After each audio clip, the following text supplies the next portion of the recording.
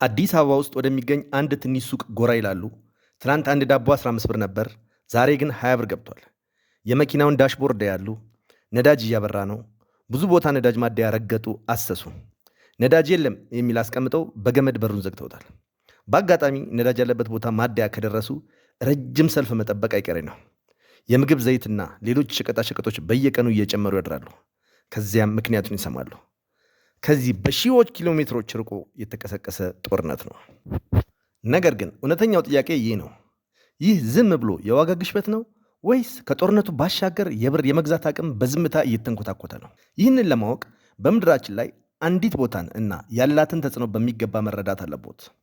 የሆርሙዝ ወሽመጥ ኦር ዘ ስትሬት ኦፍ ሆርሙዝ ትባላለች።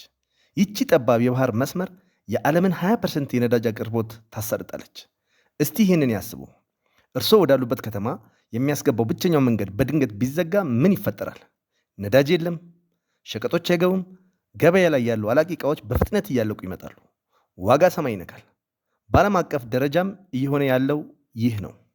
በአሜሪካና በኢራን መካከል የተጀመረው ጦርነት እየተባባሰ ከሄደ ጭነቶች ይዘገያሉ፣ አቅጣጫቸው ይቀየራል ወይም ይሰረዛሉ።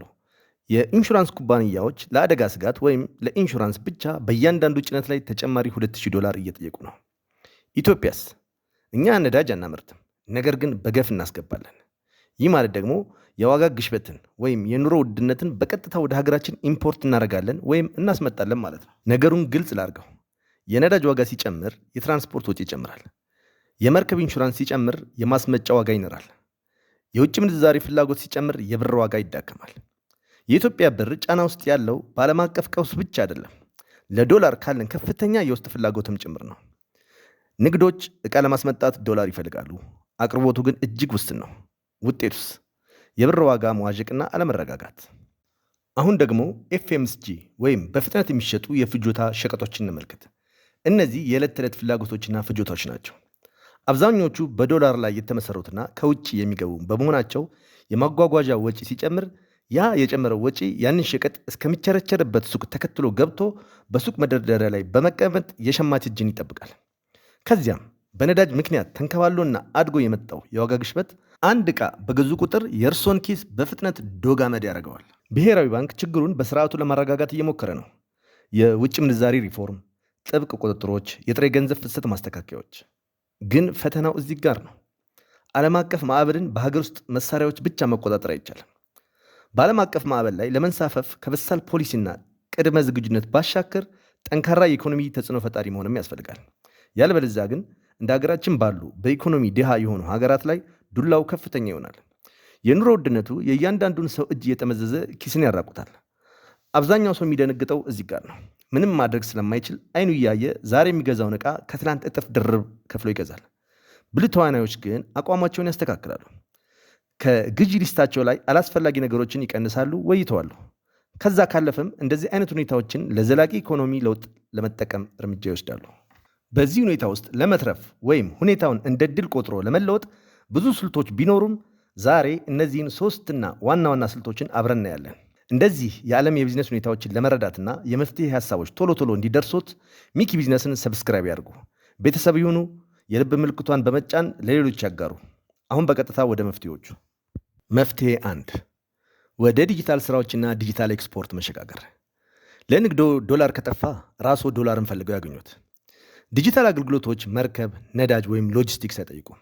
ፍሪላንሲንግ፣ ዲጂታል ማርኬቲንግ ወይም የሶሻል ሚዲያ ይዘት ፈጠራዎች፣ በኤአይ የበለጸጉ አገልግሎቶች፣ ብዙ ስራዎች አሉ። በዚህ መንገድ አማራጭ የገቢ ምንጮችን በመፍጠር ሙሉውን ቀውስ በብልሃት ማለፍ ይችላሉ። መፍትሄ 2 የኃይል ነፃነትን መምረጥ። ነዳጅ ለብዙዎቹ ዋነኛ የድንጋጤ ምንጭ ነው። በትራንስፖርት ላይ የሚመኩ ንግዶች፣ ነዳጅን ለኃይል የሚጠቀሙ ተቋማት፣ ፋብሪካዎች ወጪያቸው በየሜዳ እየፈሰሰ ነው። ወደ ኤሌክትሪክ ተሽከርካሪዎች፣ ወደ ጋዝና ከሰል ወይም በፀሐይ ኃይል ወደሚሰሩ አማራጮች የሚሸጋገሩ ግን ራሳቸውንም ደንበኞቻቸውንም ከኪሳራ እየጠበቁ። መፍትሄ 3 የሀገር ውስጥ ምርትና ተተኪ ዕቃዎችን ማምረት። ከውጭ የሚገቡ ዕቃዎች እየተወደዱ ሲሄዱ የሀገር ውስጥ አማራጮች ተወዳዳሪ ይሆናሉ። እንደ ማሸጊያዎችና የጽዳት ዕቃዎች ያሉ ቀለል ያሉ ስራዎችን ጨምሮ ሌሎች በፋብሪካ ደረጃ ሊሰሩ የሚችሉ አማራጮችን አጥንተው በፍጥነት ቢገቡባቸው ጥሩ ትርፍና እድገትን ቶሎ ማረጋገጥ ይችላሉ። ብዙዎቹም እየተጠቀሙበትና ጥሩ ትርፍ እያገኙበት የተረጋገጠ ስራ ስለሆነ። ታዲያ ብር እየተንኮታኮተ ነው ወይስ ምን እየሆነ ነው? የባህረ ሰላጤው ጦርነት ችግር በሀገራችን ብቻ ነው ወይስ በብዙ ሀገር ላይ ጫና እየፈጠረ ነው? አዎ፣ የብዙ ሀገራት የቤት ስራ ነው። በእኛም ሀገር ከጦርነቱ ጋር ተጨማምሮ ብራችን ከዚህ በፊት ታይቶ በማይታወቅ ጫና ውስጥ ነው። ይህ ዝም ብሎ ቀውስ አይደለም። ይህ የዓለም አቀፍ ስርዓት ሽግግር ወይም ሪሴት ነው። የንግድ መስመሮች እየተለወጡ ነው። የሀገሮች ጥቅም ተኮር ጥምረቶችና ሽርክናዎች እየተቀያየሩ ነው። ሀገራችንም በዚህ የታሪክ መስቀለኛ መንገድ ላይ ትገኛለች።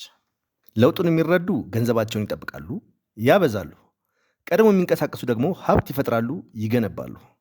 ስለ ንግድ፣ ገንዘብና የሰላ የቢዝነስ ስልት ጥልቅ ግንዛቤ ከፈለጉ ሚኪ ቢዝነስን ሰብስክራይብ ያድርጉ።